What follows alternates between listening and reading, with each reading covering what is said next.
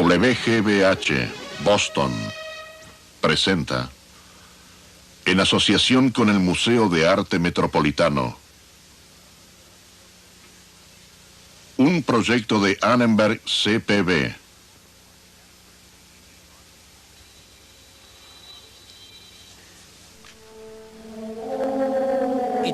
Era una época de anarquía, de crímenes, de incendios, de pillajes, violaciones.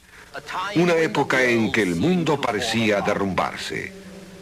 Hasta la misma iglesia dependía de las tribus bárbaras que gobernaban en Occidente.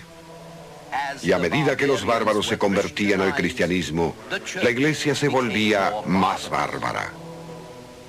Hoy, en la tradición de Occidente, la edad del oscurantismo.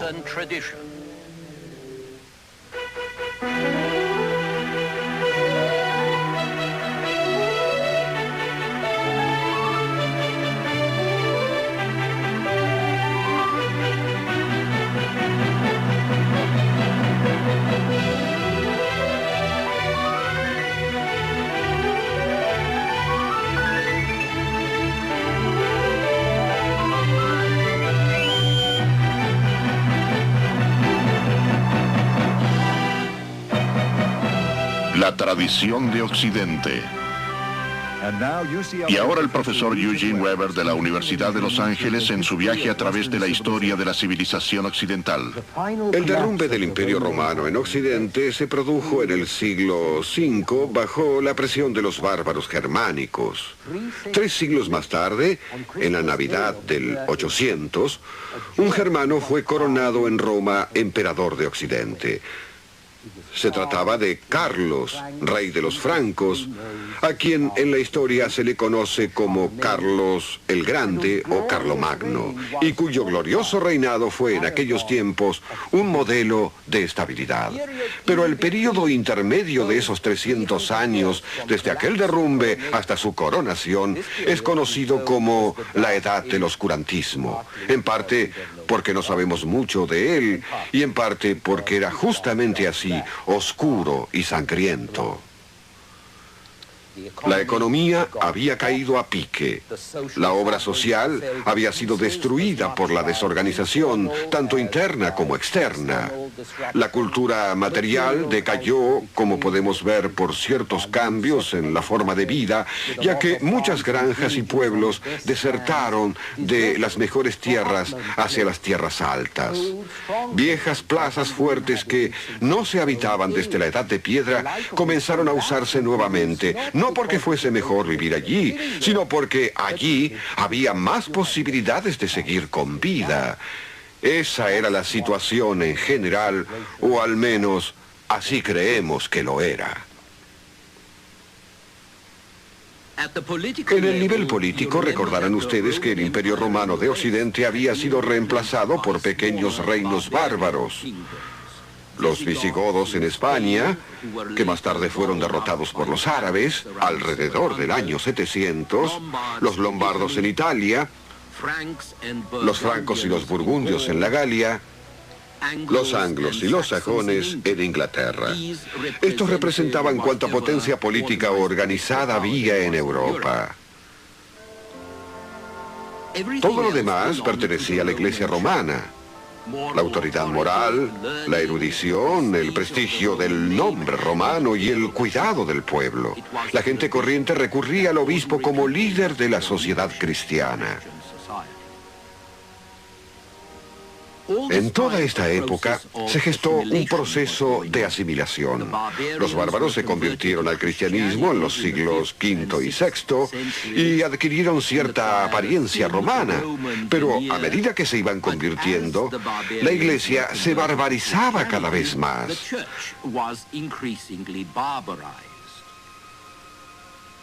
Podemos verlo en la descripción que hace Gregorio de Tours sobre cómo eran las cosas en el reino de los francos durante la segunda mitad del siglo VI.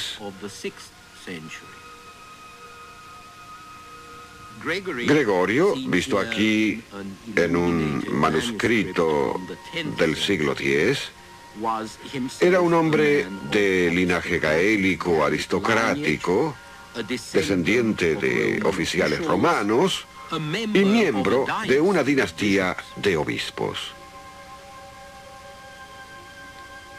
Pero la historia de los francos, o lo que sabemos de esta según Gregorio, es un extenso relato de incendios y violaciones, de homicidios y de castigos.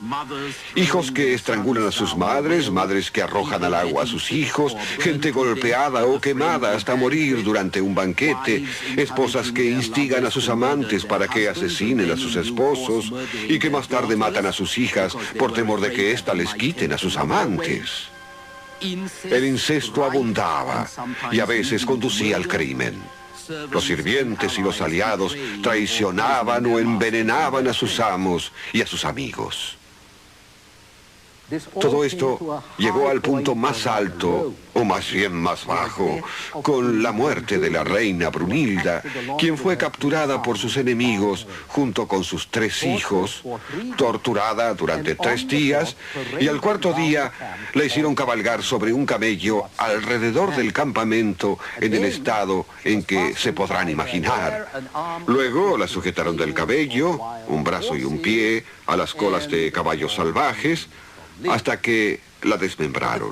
Pero el destino de uno de sus hijos es particularmente interesante, ya que si bien 2 de ellos fueron asesinados de inmediato, ocurrió que este era ahijado del captor.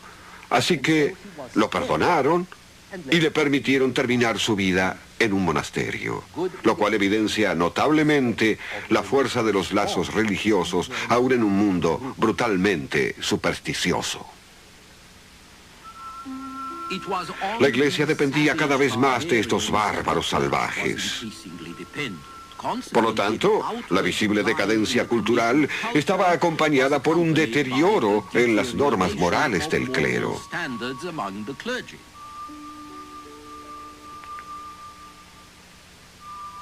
Recordemos que estas normas, al menos en los niveles más altos, que son los únicos visibles para nosotros, continúan siendo las del mundo romano.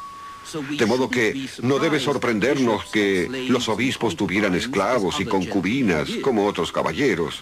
También había obispos que usaban cota de malla y espada bajo la ropa, presumiblemente para su rápido empleo, y que despojaban a pobres hombres de sus pertenencias y a veces también de sus esposas. Hay una escena en la mesa de un rey de los francos en la que 2 obispos se acusan uno al otro de libertinaje y muchas otras en las que los obispos se embriagan tanto que ni siquiera reconocen a sus invitados. El mundo descrito por Gregorio de Tours es un mundo de violencia y corrupción, donde los soberanos dan muestra de injusticia y desprecio por la ley, y donde ya ni siquiera se conservan las virtudes bárbaras como la lealtad y el honor. En un mundo así, la religión solo pudo mantener su poderío mediante ese terror y ese respeto que su prestigio sobrenatural a veces inspiraba, y mediante la amenaza de violencia espiritual que empleaba para protegerse de la violencia física de la barbarie. El temor a la ira de Dios y a la venganza de los santos eran las cosas que intimidaban a esos rufianes forajidos tan comunes entre las nuevas clases imperantes.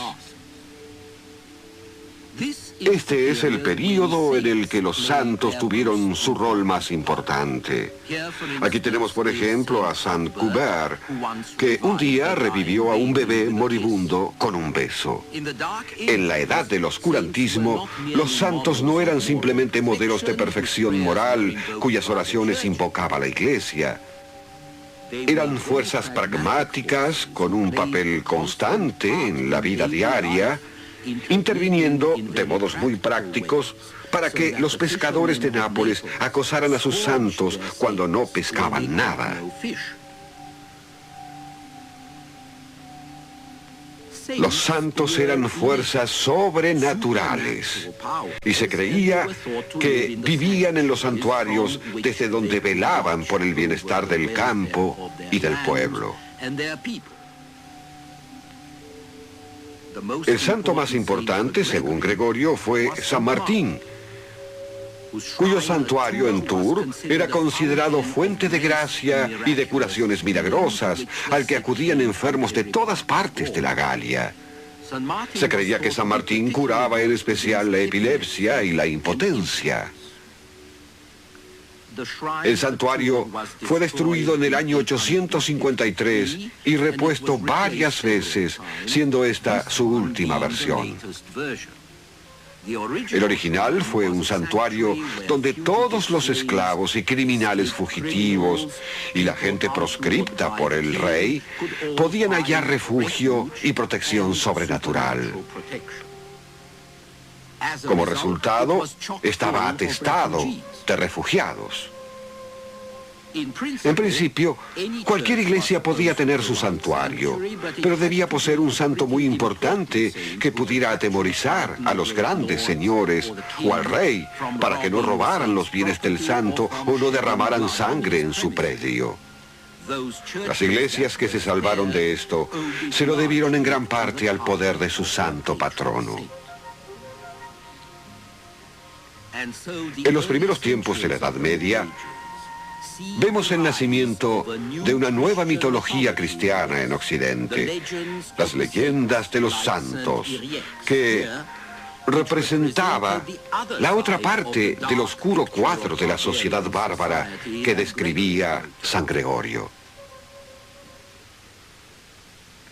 Por un lado, un mundo de violencia y de injusticia que se suma a la destrucción por su propio peso, y por el otro, un mundo de poder divino y de misterio en el que el hombre se libera de las rigurosas necesidades de la experiencia diaria, en el que nada es imposible, ya que los santos pueden resucitar a los niños o proveer alimentos y bebida, en el que quien sufra puede hallar un remedio porque el santo puede curar a los enfermos y alimentar a los pobres y hasta purificar a los pecadores.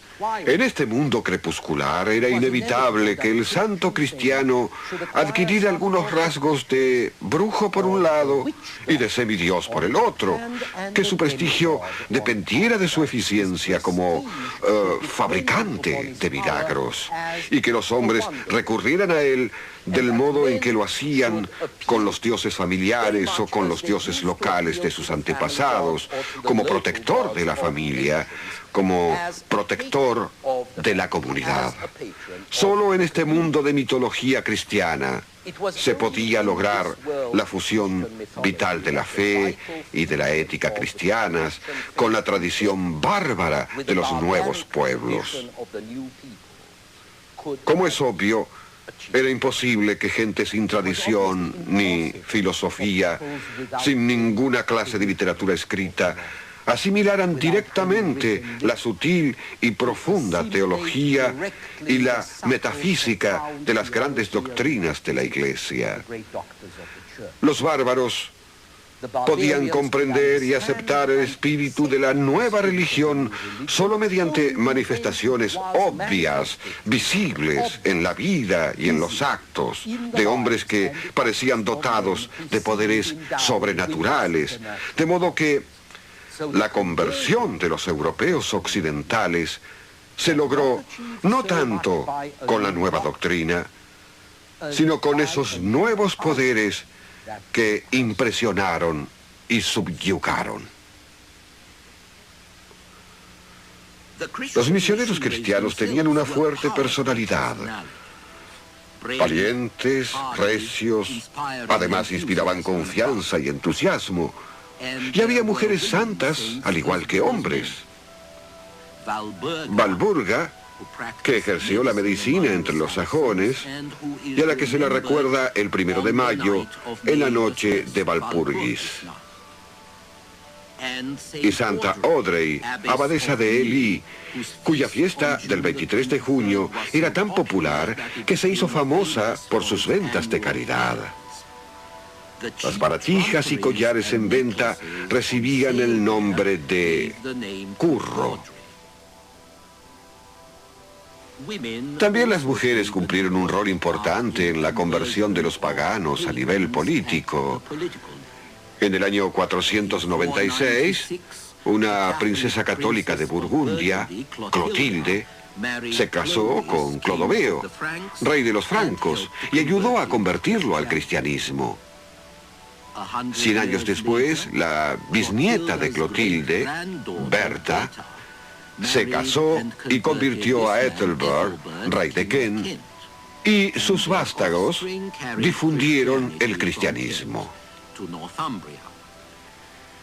En el año 987, los húngaros fueron cristianizados por Esteban, más adelante San Esteban, quien había sido bautizado por su madre y estimulado por su esposa. Esto no fue así porque sí, era un asunto de alianzas y de intereses políticos, pero cualesquiera que fuesen las razones, las esposas tuvieron mucho que ver en estas conversiones. Luego, una vez que el cristianismo fue aceptado por los nobles, la prohibición eclesiástica del incesto comenzó a cambiar el cariz político de Europa. La red de matrimonios reales se extendió desde Irlanda hasta Constantinopla, desde Castilla hasta Nóvgorod, evitando desventajosas uniones incestuosas, pero también entrelazando a un grupo de familias muy bien seleccionadas por sus condiciones para el gobierno y para la guerra. Y con la prohibición eclesiástica de la poligamia, teóricamente al menos, los hijos naturales quedaron excluidos del trono. Si bien llevó mucho tiempo convencer a las clases gobernantes para que acataran dichas exclusiones, poco a poco ya no sería necesario asesinar a todos los hermanos para sentirse a salvo. La sucesión al trono era algo bien claro y estable, lo cual tenía sus ventajas. Sin embargo, lo primordial es que la Iglesia de Occidente no llegó a los bárbaros con una misión civilizadora ni con promesas de progreso político o social. Llegó a ellos mediante un tremendo mensaje de juicio divino y de salvación divina. La humanidad había nacido maldita. La avasallaban oscuras fuerzas del mal universal. Se hundía cada vez más por el peso de su propia culpa. Esto era obvio. Y solamente por el camino de la cruz, solamente por la gracia del Redentor crucificado, o mejor aún, de Cristo Rey, los hombres podrían escapar de esa humanidad irregenerada. Podrían huir del naufragio de un mundo de perdición. El mundo estaba destruyéndose, estaba llegando a su fin. De modo que era natural que los cristianos volvieran su mirada hacia el otro mundo, hacia una ciudad eterna y no una ciudad terrenal, y hacia la Iglesia, que ofrecía el único camino. El argumento era tan convincente que mientras en el mundo occidental el caos continuaba y aumentaba, todas las actividades y las aspiraciones culturales se concentraban en la Iglesia. La tradición de la cultura latina, las normas de vida cristiana, no se preservarían ni se desarrollarían en las ciudades, cada vez más en ruinas, sino en los monasterios. Y los monjes se convirtieron no solo en los apóstoles de Occidente, sino también en los fundadores de la cultura medieval. Los hombres y mujeres que se retiraban del mundo en busca de salvación, haciendo vida de ermitaños o en pequeñas comunidades, no eran un nuevo fenómeno. Los cristianos ya lo habían hecho en los desiertos de Egipto y de Siria desde el siglo III en adelante. Pero era mucho más fácil hacerlo en Egipto, donde se podía cavar un pozo en la arena o construir una pequeña choza con cañas o con barro y dormitar casi todo el día. Era más fácil hacerlo allí que en el norte de Alemania o de Francia o al otro lado del Mediterráneo, en Italia, donde el invierno suele ser muy frío. De modo que los climas rigurosos fueron un problema para la vida monástica. Y también lo fue la disciplina, dado el caos reinante. Estos son los problemas que encaró San Benito al establecer su primer monasterio en Monte Cassino, al sur de Roma, en el año 520, y cuando impuso reglas a su comunidad alrededor del 529. Los benedictinos son típicos de todas las órdenes monásticas más antiguas. Hacen voto eterno de obediencia, de pobreza y de castidad. Esto se basaba en 4 preceptos principales: no poseer bienes propios, no comer carne vacuna, salvo en caso de enfermedad, efectuar constantes tareas manuales y cumplir un estricto confinamiento dentro del mismo monasterio. Benito recomendaba la lectura de libros religiosos durante 3 o 4 horas diarias y eximía de esto a quienes no supieran leer. Pero todos debían pasar 4 o 5 horas diarias rezando o en servicios religiosos. La plegaria pública se tornó muy importante a medida que pasó el tiempo. Y los monjes cada vez efectuaron menos tareas manuales y se concentraron más en rezar por sus compañeros. Así que, como curiosa paradoja, el monje, que abandonaba el mundo para salvación de su propia alma, descubrió que una de sus más importantes tareas era interceder ante el cielo en favor de sus compañeros.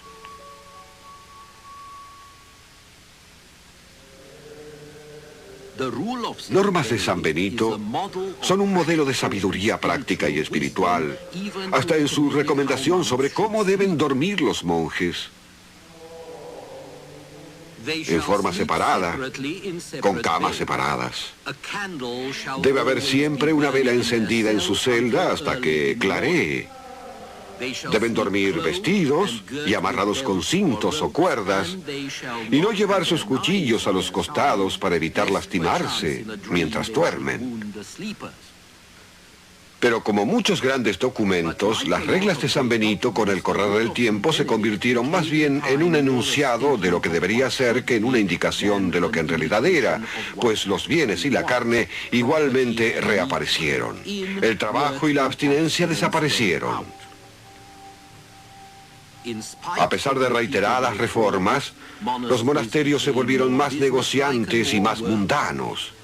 Esto no debe sorprender si consideramos que en ese mundo agitado, violento e inseguro, los monasterios y conventos facilitaban refugio y un mínimo de orden y de bienestar en mayor cuantía y por períodos más extensos que cualquier otro establecimiento residencial.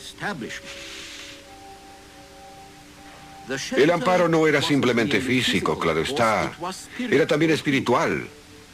Hombres y mujeres acudían a los monasterios huyendo del frío y espantados por la maldad y el salvajismo imperantes, considerando el claustro como un refugio donde estarían amparados por la fe, donde también podrían conservar los fragmentos de civilización que aún quedaban, copiando e ilustrando viejos manuscritos y, cuando no, borrándolos para dar espacio a alguna otra cosa.